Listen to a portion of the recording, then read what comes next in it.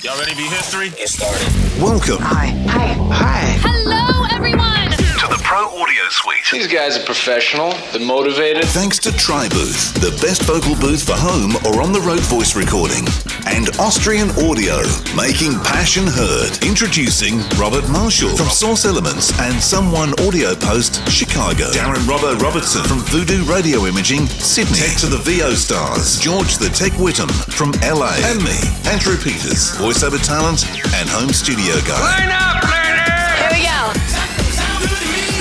And welcome to another Pro Audio Suite. Thanks to Austrian Audio, making passion heard, and TriBooth, your booth away from home.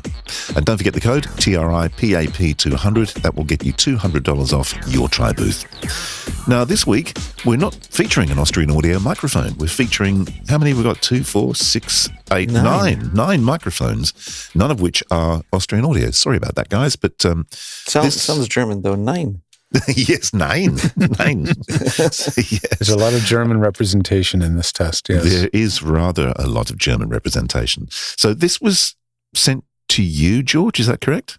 Yeah, I have a client who sent me a series of mic tests, and it was a blind test. So he sent them, I think it was 6 or 7 mics, no labels. And he ordered a mic check, which is where you send me a bunch of audio files and I will listen to them and tell you which I think is the best sounding with your voice and kind of rank them. And so I thought, wow, that was really cool because I get occasional mic tests, but oftentimes they're not very consistently recorded or the mics are all very different.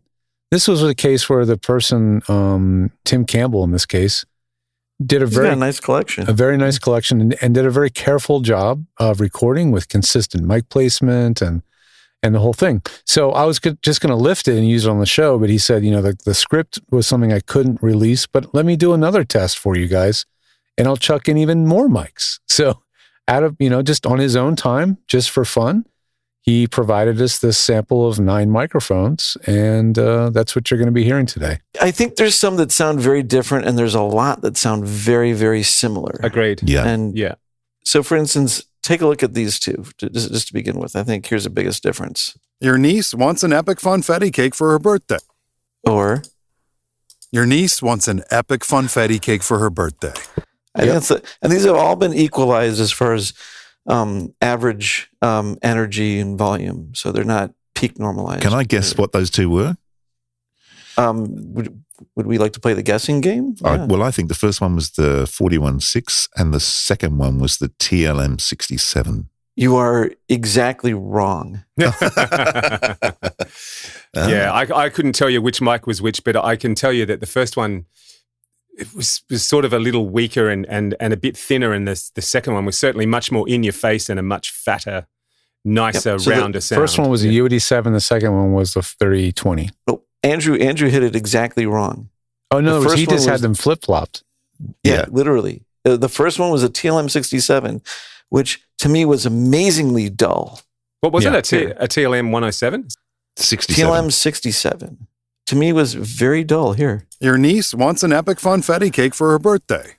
And you're like, and then you compare that to this. Your niece wants an epic funfetti cake for her birthday. Yeah. And that pops out, and there's that 416 in your face thing. I don't like the first one, I'll be honest. I don't like it at all. Yeah, the TLM 67 did not rank.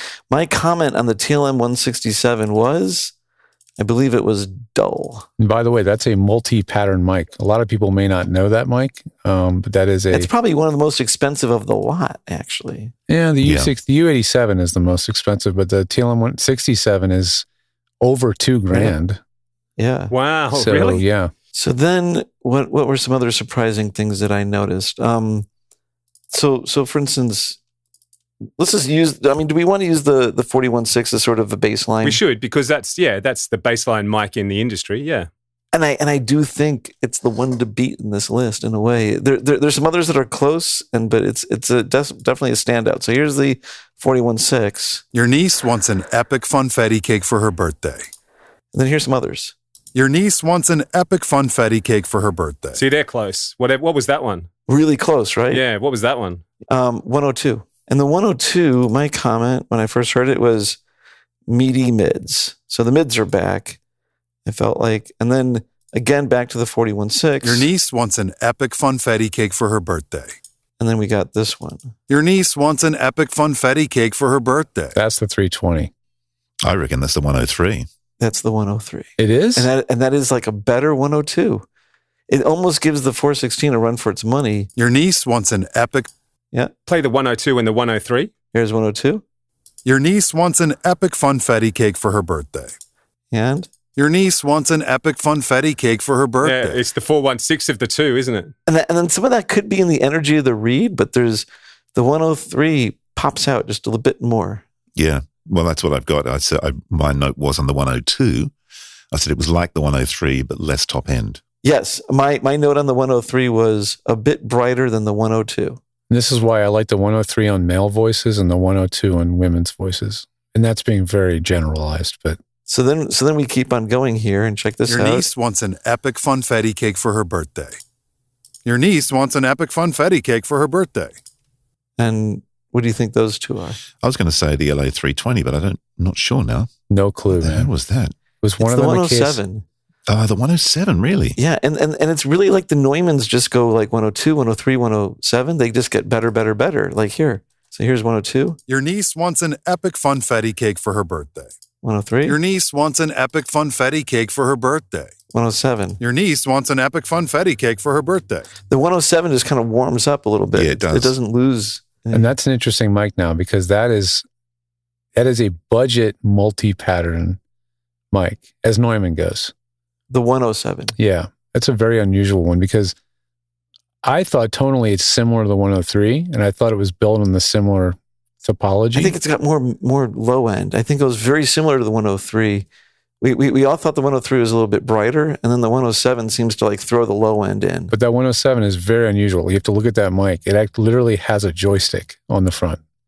And it has this very strange, controller that lets you set all the different functions on it. So it's a whole different design philosophy. And I think it's around $1,500 US. So yeah, it's sort of a Goldilocks mic, right? Like multi-pattern and good sounding. Is it remote multi-pattern? Is it kind of a... No, I don't believe it's like a control. They use a digital It's got a goofy control that's going on to the break front. on you one day. That's the thing.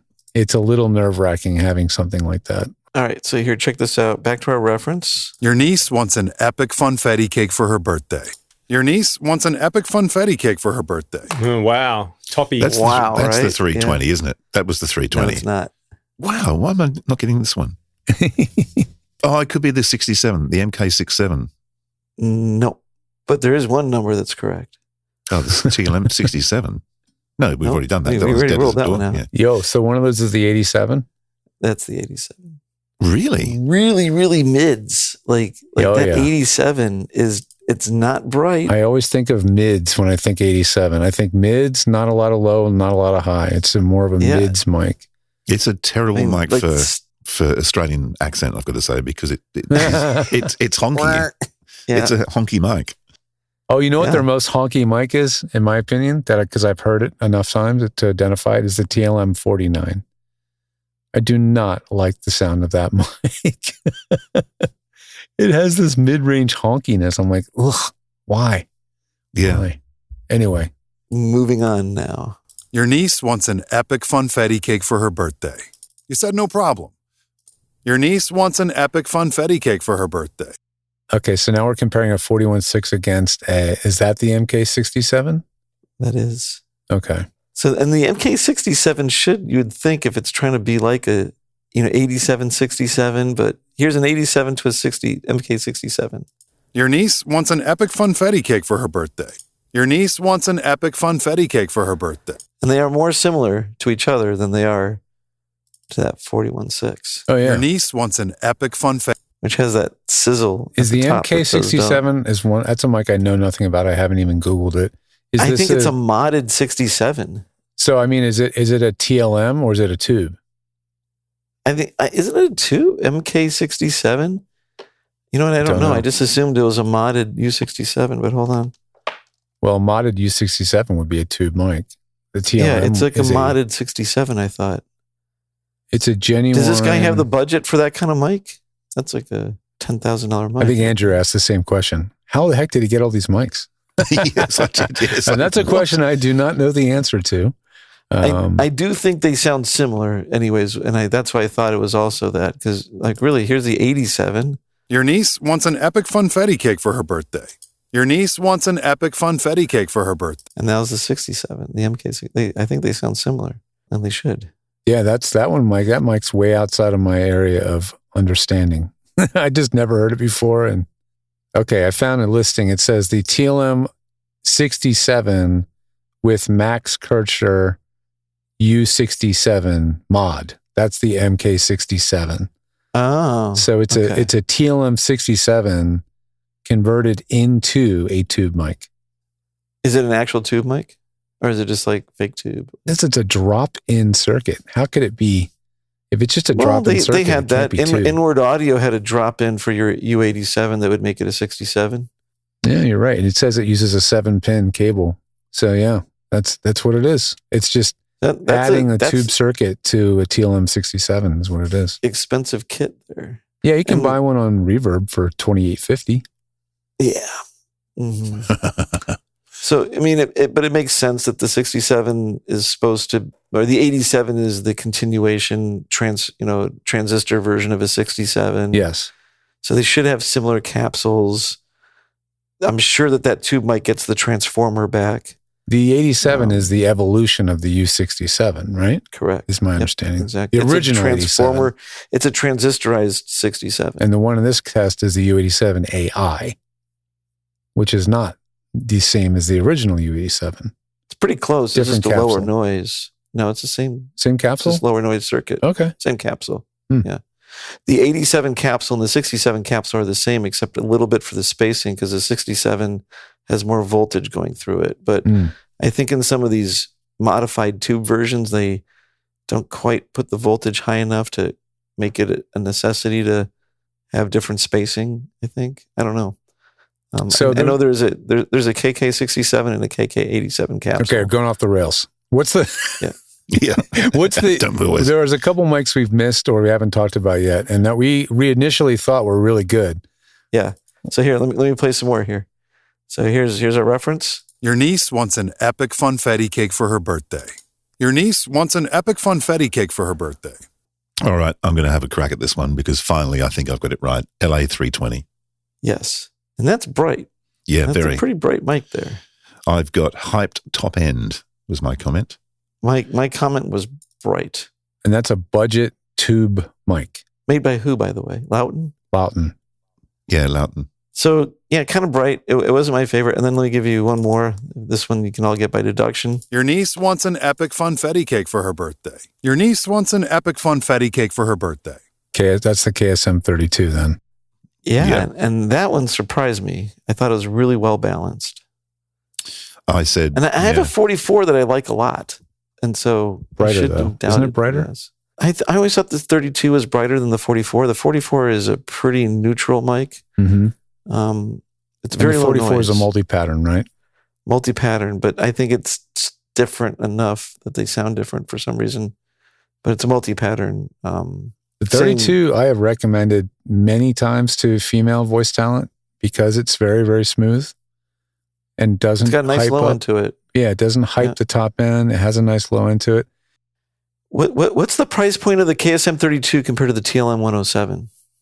Oh, it's like half the price. Or 103, actually, it would be the better the comparison. the 32 is like $499, and the 103 is like a grand? What is it? $1,200-ish. Yeah, I think the 32's got nicer low end. I mean, here's the two. Your niece wants an epic funfetti cake for her birthday. Your niece wants an epic funfetti cake for her birthday. Now do the 102. Your niece wants an epic funfetti cake for her birthday. I think the 32 and the 102 are more similar, I think so. You're right. Yeah, and they're a very similar price point, and that's the problem. because So if the I'm gonna 103 is a someone bit to brighter spend- than the 32. If I'm going to tell someone to spend $500 or $600 on the Shure, when they can spend a skosh more and get a Neumann, on a Neumann, it's so hard to say it's worth it because, frankly, at the bottom, unfortunately, it's true though. Like brand recognition and microphones is kind of a thing. if you can say you have a Neumann in your studio, it's like, I agree with you. They are very similar. And if they're at the same price point, it's like, I'll buy the Ferrari. But Shure made a really good showing with that. I felt like it's not quite a Corvette versus a Ferrari, because the Corvette's like a third the price of the Ferrari. But I mean, no, the problem is if the KSM was like $100 or $200 under that, right?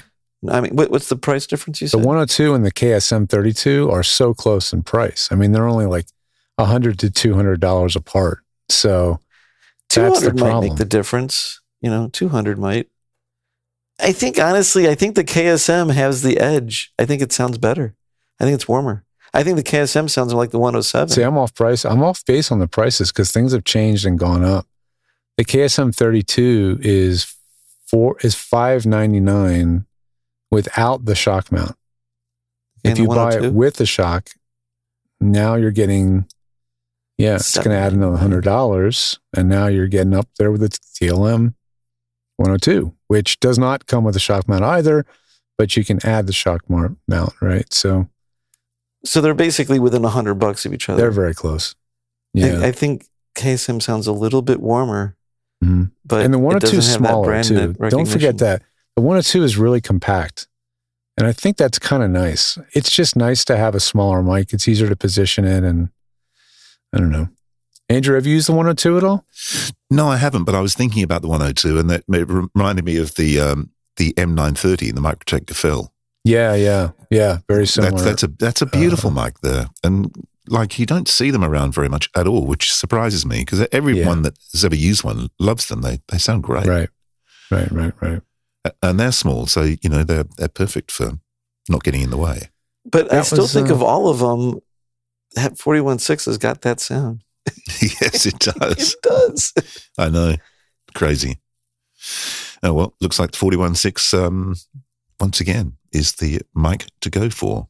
Isn't that crazy? I think it comes down to this. We are just so accustomed to the sound of that mic.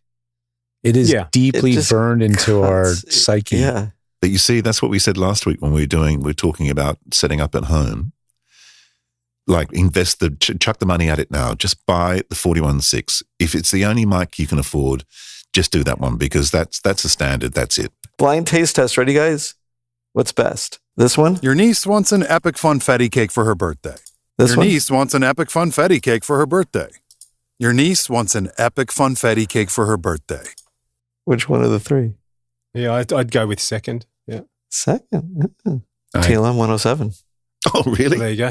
Oh, that's interesting. I would agree with AP that, that sound is, and George, that sound is right, but I reckon you can still fake it. Mm-hmm. Well, we did. It's a little bit brighter. We've proved that. We've proved that you can fake it to make it. You don't have to have the 41.6. Yeah.